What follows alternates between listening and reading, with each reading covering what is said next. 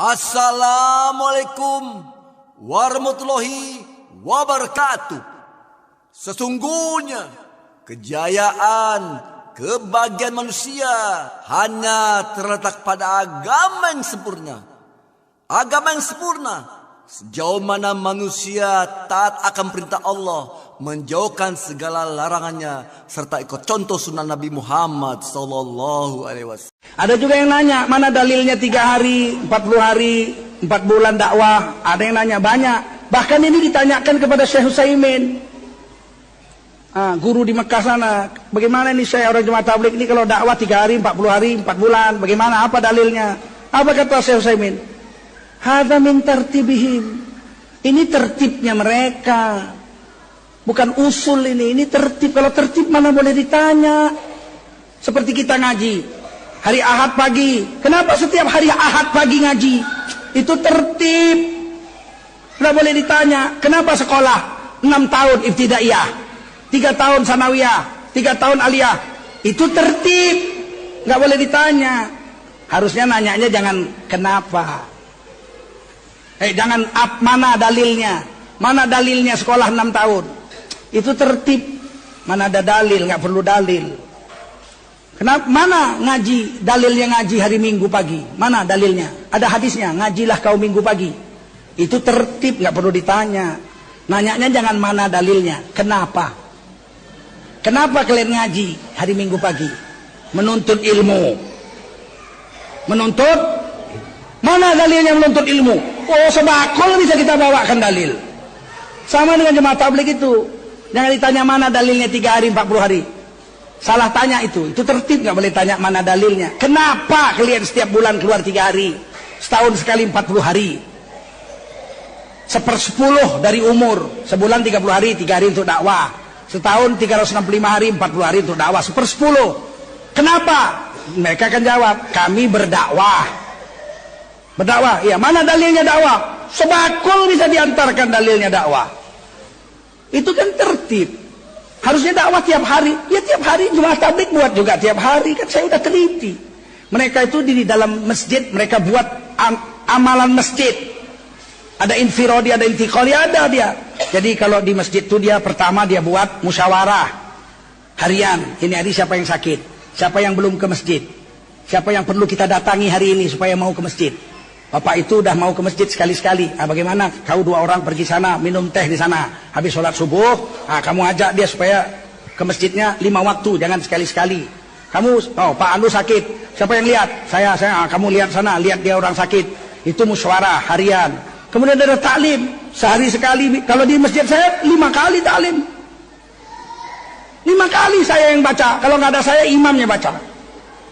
Setiap sholat mesti taklim. Datanglah ke Buaran. Sudah saya lakukan itu 10 tahun lebih. 5 kali sehari taklim. Kan taklim disuruh. Disuruh nggak taklim? Suruh baca hadis. Ada taklim. Kemudian ada sholat berjemaah. Kemudian aja mengajak orang. Jauhlah namanya. Ayo Pak, Assalamualaikum. Ntar lagi maghrib Pak, ayo kumpul. Ayo ke masjid. Dibuat. Itu jauhlah dibikin Nabi dalam Riyadhus Shalihin. Bahkan sholat sunat Nabi jauhlah. Kalau sholat wajib sudah jelas Nabi bilang aku mau. Diazankan, dikumandangkan azan. Kemudian kusuruh orang lain jadi imam. Dan aku mendatangi rumah-rumah orang yang tidak ke masjid. Kubakar rumahnya. Mendatangi rumah-rumah orang itu. Ternyata dalam Riyadhus Shalihin Nabi mendatangi rumah Ali bin Abi Thalib, menantu, dengan Sayyidah Fatimah, anak. Tengah malam diketuk pintunya. Assalamualaikum. Waalaikumsalam. Salat tahajud kamu. Sayyidina Ali jawab, kami tertidur, ditidurkan oleh Allah.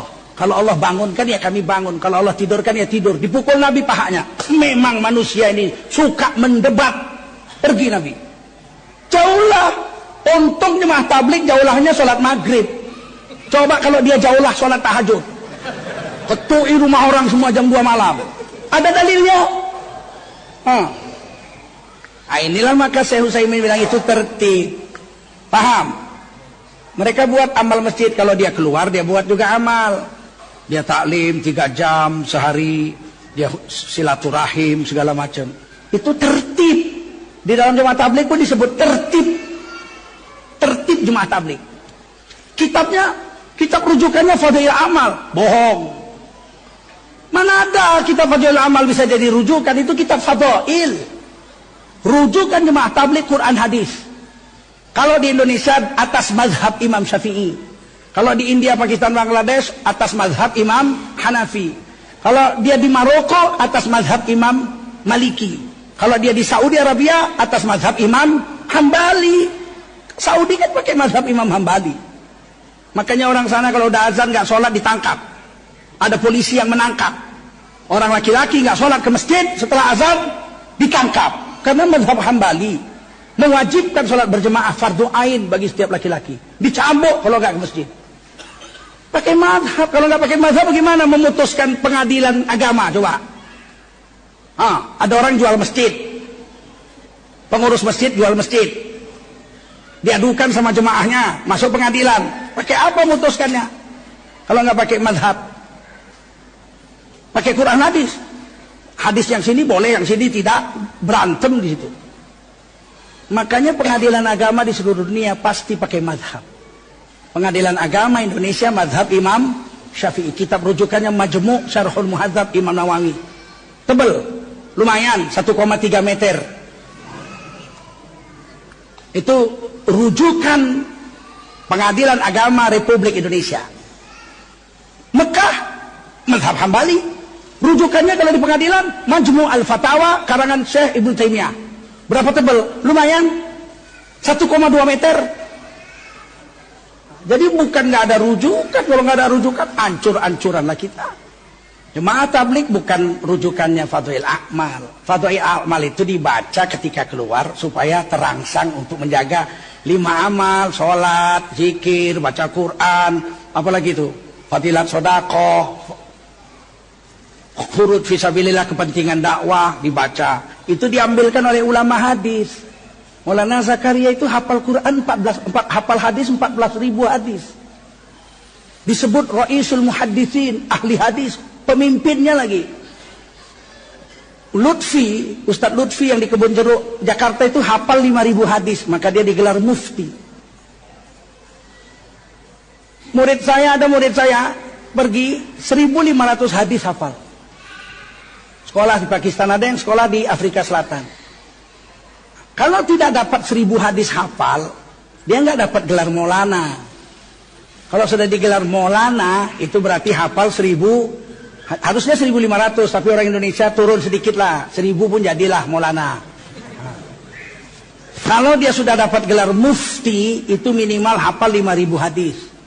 Di Indonesia Ustadz Lutfi 5.000 hadis.